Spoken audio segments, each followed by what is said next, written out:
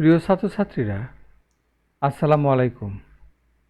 আমি এখন মহাকর্ষ ও অভিকর্ষ অধ্যায়ের চট্টগ্রাম বোর্ডে আসা 2022 সালের একটা সৃজনশীল প্রশ্ন সমাধান করতে চাই। প্রথমেই আমরা নাম্বার প্রশ্নটা পড়ি। হচ্ছে মুক্তিবেগের সংজ্ঞা দাও। মুক্তিবেগ হচ্ছে সেই বেগ যে বেগে কোনো বস্তুকে উপরের দিকে ঢিল দিলে সেটা আর পৃথিবীতে ফিরে আসে না। পৃথিবীর জন্য মুক্তিবেগ হচ্ছে 11.18 কিলোমিটার পার সেকেন্ড, অর্থাৎ 11.18 কিলোমিটার পার সেকেন্ড বেগে কোনো বস্তুকে ঢিল দিলে সেটা আর পৃথিবীতে ফিরে আসে না। 1 মার্চের জন্য 1 লাইন লিখলেই হবে, কিন্তু আমরা বোঝার জন্য একটু বেশি বলবো।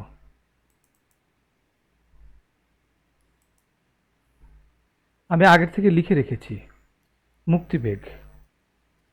মুক্তিবেগের ইংরেজি হচ্ছে escape velocity।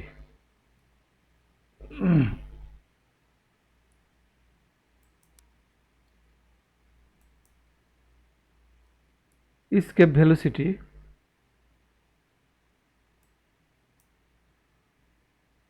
ভি হলো ভেলোসিটি থেকে আসছে, আর ই হচ্ছে স্কেপ থেকে আসছে।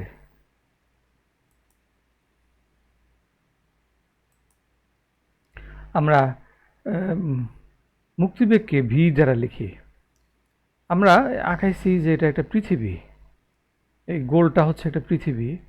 পৃথিবীর উপরে একটা বস্তু আছে, সেই বস্তুকে আমরা যদি 1 মিটার পার সেকেন্ড বেগে উপরের দিকে ঢিল দিই তাহলে সেটা উপরে উঠবে, কিন্তু আবার নিচে নেমে আসবে। সুতরাং এই 1 মিটার পার সেকেন্ড একে মুক্তিবেগ বলা যাবে না। আমরা যদি 10 মিটার পার সেকেন্ড বেগে বস্তুকে উপরের দিকে ঢিল দিই তাহলে সেটা আরও উপরে উঠবে, কিন্তু সেটাও পৃথিবীতে ফিরে আসবে। সুতরাং 10 মিটার পার সেকেন্ডকে মুক্তিবেগ বলা যাবে না। আমি কেটে দিচ্ছি যেটা মুক্তিবেগ না, আর যেটা মুক্তিবেগ সেটা আমি রেখে দেব। আমি যদি 1 কিলোমিটার পার সেকেন্ড বেগে উপরের দিকে ঢিল দিই কোনো বস্তুকে তাহলে সেটা আরও উপরে উঠবে, কিন্তু সেটাও পৃথিবীতে ফিরে আসবে। ফলে 1 কিলোমিটার পার সেকেন্ডও মুক্তিবেগ না। আমরা যদি 10 কিলোমিটার পার সেকেন্ড বেগে কোনো বস্তুকে উপরের দিকে ঢিল দিই তাহলে সেটা আরও বেশি উপরে উঠবে, কিন্তু সেটাও পৃথিবীতে ফিরে আসবে। 10 কিলোমিটার পার সেকেন্ড এটাও মুক্তিবেগ না। কিন্তু 11.18 কিলোমিটার পার সেকেন্ড বেগে কোনো বস্তুকে উপরের দিকে ঢিল দিলে সেটা পৃথিবীর পৃষ্ঠ থেকে উপরের দিকে উঠে যাবে, আর পৃথিবীতে ফিরে আসবে না। এই 11.18 কিলোমিটার পার সেকেন্ড এই বেগকে বলা হয় মুক্তিবেগ, এবং এটাকে ভি দ্বারা লেখা হয়। উল্লেখ্য, 15 কিলোমিটার পার সেকেন্ড বেগে উপরের দিকে ঢিল দিলে কোনো বস্তুকে ঢিল দিলে সেটা পৃথিবীতে আর ফিরে আসবে না, কিন্তু এই 15 কিলোমিটার পার সেকেন্ডকে মুক্তিবেগ বলা হয় না, কারণ এই 15 কিলোমিটার পার সেকেন্ড এটা 11.18 কিলোমিটার পার সেকেন্ডের চেয়ে বেশি। এটা মুক্তিবেগ না। মুক্তিবেগ হচ্ছে সবচেয়ে কম বেগ, 11.18 কিলোমিটার পার সেকেন্ড। এই 11.18 কিলোমিটার পার সেকেন্ড যে বেগে কোনো বস্তুকে উপরের দিকে ঢিল দিলে সেটা পৃথিবীতে ফিরে আসে না। আমরা যদি 20 কিলোমিটার পার সেকেন্ড বেগে কোনো বস্তুকে উপরের দিকে ঢিল দিই তাহলে সেটা পৃথিবীতে ফিরে আসবে না, কিন্তু এটাও মুক্তিবেগ না, কারণ এটা 11.18 কিলোমিটার পার সেকেন্ডের থেকে বেশি। আমি এখানে লিখে দিয়েছি, এই 1 মার্চের জন্য 1 লাইন লিখলেই হবে। সর্বনিম্ন যে বেগে কোনো বস্তুকে উপরের দিকে নিক্ষেপ করলে সেই বস্তু আর পৃথিবীতে ফিরে আসে না, সেই বেগকে বলা হয় মুক্তিবেগ। আমরা এখন নাম্বার প্রশ্নের উত্তর আমরা এখন নাম্বার প্রশ্ন পড়ি। একই কক্ষপথে স্থাপিত দুটি ভিন্ন ভরের স্যাটেলাইটের বেগ কি একই হবে না ভিন্ন হবে? ব্যাখ্যা করো।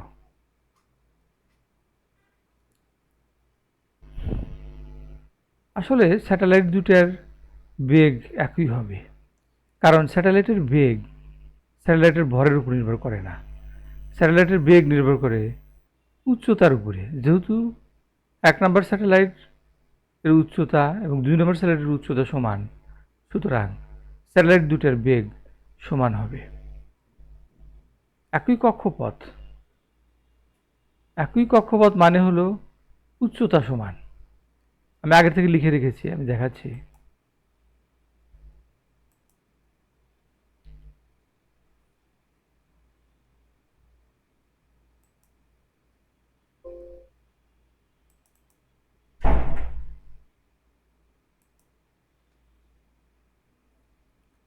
এখানে আমি দেখাইছি যে এটা হচ্ছে পৃথিবী, এবং এখানে 1 নাম্বার স্যাটেলাইট, এটা হচ্ছে 1 নাম্বার স্যাটেলাইট। 1 নাম্বার স্যাটেলাইটের ভর হচ্ছে 1 কেজি। 1 নম্বর স্যাটেলাইটের বেগ হলো v1। পৃথিবীর ব্যাসার্ধ হচ্ছে r এবং পৃথিবীর পৃষ্ঠ থেকে 1 নম্বর স্যাটেলাইটের যে উচ্চতা সেটা হচ্ছে h। 1 নম্বর স্যাটেলাইটের যে বেগ সেটা আমি এখানে লিখেছি v1। v1 সমান √gm/r+h। এই g হচ্ছে সার্বজনীন মহাকর্ষ ধ্রুবক, বড় হাতের m এটা হচ্ছে পৃথিবীর ভর, বড় হাতের r এটা হচ্ছে পৃথিবীর ব্যাসার্ধ, আর h হচ্ছে পৃথিবীর পৃষ্ঠ থেকে আমার 1 নম্বর স্যাটেলাইটের যে উচ্চতা সেটা হচ্ছে h। এখানে ছোট হাতের m নাই, মানে স্যাটেলাইটের ভর নাই, অর্থাৎ স্যাটেলাইটের ভরের উপরে স্যাটেলাইটের বেগ নির্ভর করে না। এটা 1 নম্বর সমীকরণ ধরলাম। এবং 2 নম্বর স্যাটেলাইটের যে ভর m2 সেটা ধরলাম আমরা 100 কেজি, এবং 2 নম্বর স্যাটেলাইটের যে বেগ সেটা ধরলাম v2। সেই v2-র যে সূত্র সেটা √gm/r+h। সুতরাং এখানেও এই উচ্চতাটা h, এখানে উচ্চতা হচ্ছে h, অর্থাৎ 1 নম্বর স্যাটেলাইটের যে উচ্চতা 2 নম্বর স্যাটেলাইটের উচ্চতা সমান। ফলে 1 নম্বর স্যাটেলাইট যে কক্ষপথে অবস্থিত 2 নম্বর স্যাটেলাইটও একই কক্ষপথে অবস্থিত। সুতরাং এইটা আর এইটা যেহেতু সমান, সুতরাং 1 নম্বর সমীকরণ আর 2 নম্বর সমীকরণ থেকে আমরা লিখতে পারি যে v1 আর v2 সমান। অর্থাৎ স্যাটেলাইট দুটো যদি একই কক্ষপথে থাকে তাহলে তাদের উচ্চতা h সমান হবে, তাহলে স্যাটেলাইট দুটোর বেগ সমান হবে। অর্থাৎ যদি একই কক্ষপথে দুটা স্যাটেলাইটের ভর ভিন্ন হয় তাহলেও স্যাটেলাইট দুটার বেগ সমান হবে, কারণ স্যাটেলাইটের বেগ স্যাটেলাইটের ভরের উপর নির্ভর করে না। আমরা এখন গ নাম্বার প্রশ্নের উত্তর দেখতে চাই। আমরা এখন গ নাম্বার প্রশ্নটা পড়ি। কৃত্রিম উপগ্রহটির কক্ষীয় বেগ নির্ণয় করো, অর্থাৎ ভি নির্ণয় করতে হবে। ভি সমান √gm/r+h। এই প্রশ্নের উত্তরের জন্য আমাদের উদ্দীপক পড়তে হবে। ঢাকার ভূপৃষ্ঠ হতে খাড়া 26,000 কিলোমিটার উপরে, 26,000 কিলোমিটার, এটা হলো এইচ। এর সাথে আরও 3টে শূন্য দিবে, 26,000-এর সাথে আরও 3টে শূন্য দিলে এটা মিটার হবে। উপরে একটি কৃত্রিম উপগ্রহ স্থাপন করা হলো। পৃথিবীর ব্যাসার্ধ 6400 কিলোমিটার। 6400 কিলোমিটার, এর সাথে আরও 3টে শূন্য দিলে এটা মিটার হবে। আমরা জানি 1 কিলোমিটার সমান 1000 মিটার। এটা বড় হাতের আর। এবং ভর 6 × 10⁻24 কেজি, এটা হলো বড় হাতের এম। আমরা সূত্রের মধ্যে বসায় দিলেই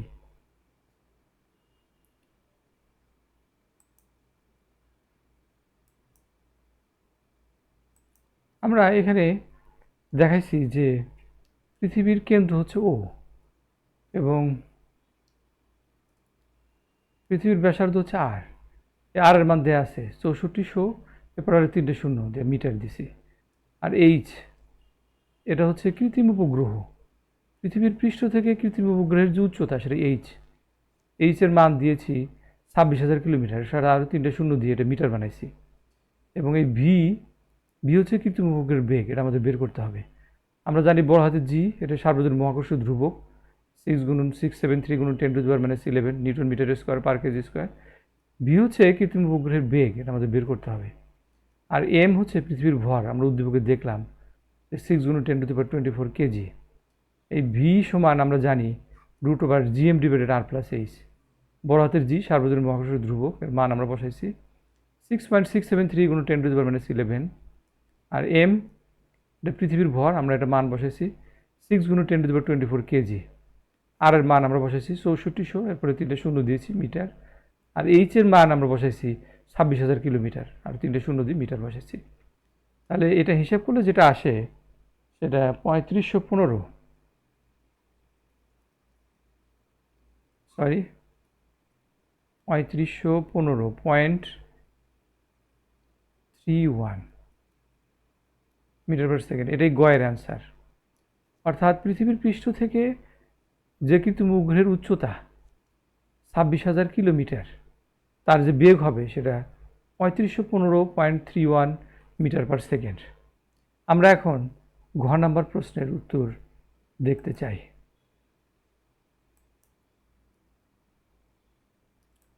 আমরা এখন ঘ নাম্বার প্রশ্ন পড়ি।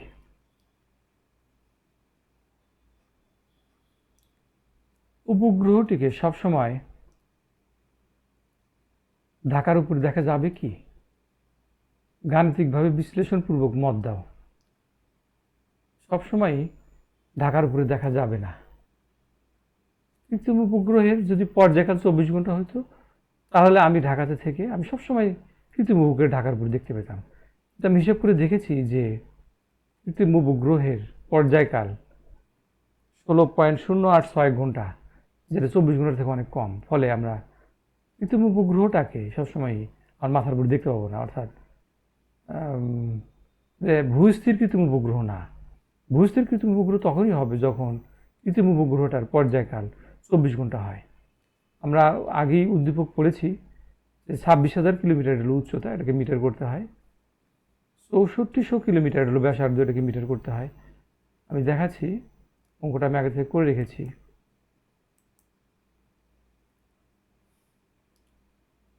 আমি 24 ঘন্টায় আমরা জানি পৃথিবী নিজ অক্ষের চারপাশে একবার ঘুরে আসে, এবং কৃত্রিম উপগ্রহ যদি নিজ অক্ষের চারপাশে 24 ঘন্টায় একবার ঘুরে আসে, তাহলে এই কৃত্রিম উপগ্রহকে বলা হয় ভূস্থির কৃত্রিম উপগ্রহ। এবং সেই কৃত্রিম উপগ্রহকে আমরা সবসময় মাথার উপর দেখতে পাই।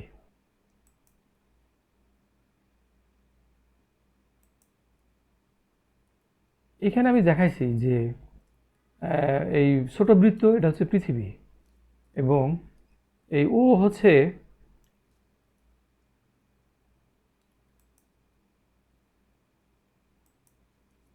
এই ও বিন্দু, যেটা সেটা পৃথিবীর কেন্দ্র, আর হচ্ছে পৃথিবীর ব্যাসার্ধ। এইখানে হলো কৃত্রিম উপগ্রহ। আমি যদি এইখানে থাকি, তাহলে আমি তাকে মাথার উপর পাবো। আমি যখন এইখান থেকে এখানে আসলাম 6 ঘন্টায়, তখন কৃত্রিম উপগ্রহ যদি 6 ঘন্টায় এইখানে আসে, তাহলে আমি তাকে মাথার উপর পাবো। যখন আমি এখানে আসলাম তখন 12 ঘন্টা লাগলো। এইখান থেকে ঘুরে এখানে আসতে 12 ঘন্টা সময় লাগে। কৃত্রিম উপগ্রহ যদি এখান থেকে ঘুরে এখানে আসতে 12 ঘন্টা সময় লাগে, তাহলে আমি তাকে মাথার উপর দেখতে পাবো। আবার আমি যখন এখানে আসবো, তখন যদি কৃত্রিম উপগ্রহ এখানে আসে, তাহলে সবসময় আমি মাথার উপর দেখতে পাবো। অর্থাৎ পৃথিবীর নিজ অক্ষের চারপাশে একবার ঘুরে আসতে যে সময় লাগে, সেটা কিন্তু 24 ঘন্টা। কৃত্রিম উপগ্রহ যদি একবার ঘুরে এসে পর্যায়কাল যদি 24 ঘন্টা হয়, তাহলে আমরা সবসময় এই কৃত্রিম উপগ্রহে আমাদের মাথার উপর দেখতে পাবো।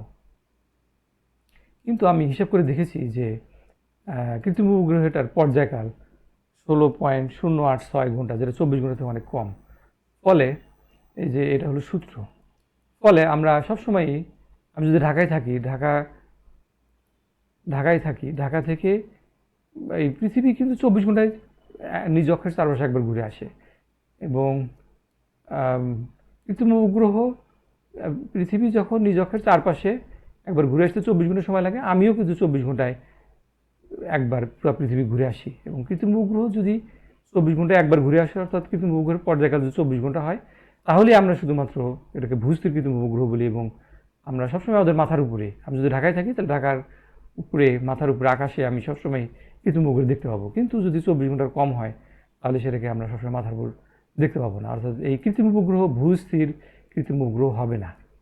আমরা এখানে সূত্রটা বের করেছি, দিয়েছি যে কৃত্রিম উপগ্রহের যে পর্যায়কাল, সেটা বড় হাতের টি, এটা সমান 4π² r+h the whole cube / gm, পুরাটার উপর রুট হবে। মান বসাইছি 4π², আর এর মান হচ্ছে 6400 কিলোমিটার, এটাকে 3টে শূন্য বসাইছি। আর এইচ হচ্ছে 26,000 কিলোমিটার, 3টে শূন্য বসাইছি। বড় হাতের জি হলো 6.673 × 10⁻11 newton metre square per kg square. বড় হাতের এম, এটা হলো পৃথিবীর ভর, 6 × 10⁻24, বর্গমূল করেছি, 57,911 সেকেন্ড হবে। এটা ঘন্টা করলে যেটা হবে, 34 সাথে ভাগ করতে হবে, তাহলে 16.086 এত ঘন্টা, যেটা 24 ঘন্টার থেকে কম। ফলে এটা ভূস্থির কৃত্রিম উপগ্রহ হবে না। এটা, আমি যদি ঢাকায় থাকি, ঢাকার উপরে সবসময় এই কৃত্রিম উপগ্রহকে দেখা যাবে না। অর্থাৎ আমরা যেটা বলতে চাই যে আমাদের এই যে কৃত্রিম উপগ্রহ, যে স্যাটেলাইট, এই স্যাটেলাইট ভূস্থির কৃত্রিম উপগ্রহ না। ফলে আমরা ঢাকায় যদি থাকি, তাহলে ঢাকার মাথার উপরে আমরা সবসময় এই কৃত্রিম উপগ্রহ দেখতে পাবো না। Thank you very much.